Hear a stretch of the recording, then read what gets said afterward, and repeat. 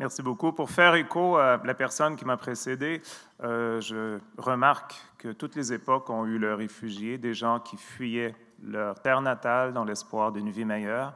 C'est un peu cette histoire que mon roman raconte. En 1453, un jeune copiste doit fuir la ville de Constantinople. Il se retrouve au milieu de nulle part, en pleine forêt, avant de retrouver la civilisation. C'est à ce moment que mon extrait le saisit. Nicolaos en vint à se lever de plus en plus tôt pour éviter les heures de sommeil pendant lesquelles sa carcasse endormie laissait libre cours aux frayeurs de l'esprit. Malgré tout, la courte nuit peuplée de cauchemars était encore trop longue et, bientôt, il dut réapprendre à se fier à la course des étoiles pour guider sa démarche. De son pas vacillant comme la flamme de la chandelle, il gravissait les sommets ou plongeait dans les vallées pour reparaître sur une crête aussi fine que la lame d'un couteau. Parfois, dans la pâleur indécise du matin, lorsqu'il marchait à l'orée d'un bois, il se prenait à admirer longuement les enfilades de toiles d'araignée nacrées par la rosée et les premiers rayons du soleil. Elle lui rappelait la passementerie des robes portées par les dames de la cour, dont il avait souvent observé la procession avec admiration. Ces souvenirs, pourtant si proches, lui semblaient alors aussi lointains que les premiers âges du monde.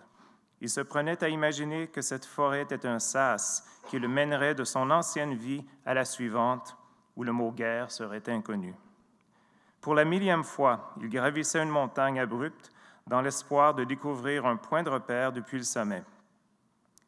Il venait à peine de franchir un surplomb lorsqu'il aperçut au loin, là-bas, sous ses pieds, une scène vraiment paradisiaque. Dans une vaste plaine, une rivière bordée de roseaux miroitait.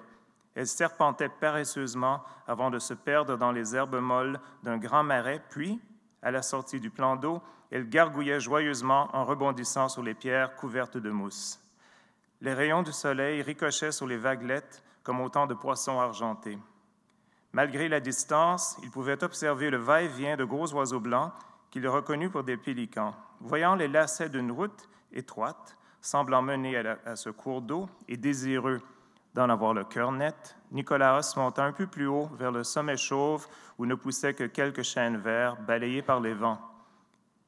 À travers le rideau de verdure qui couvrait la plaine, il crut d'abord distinguer la fumée, puis un attroupement de chariots se détacha du fond végétal.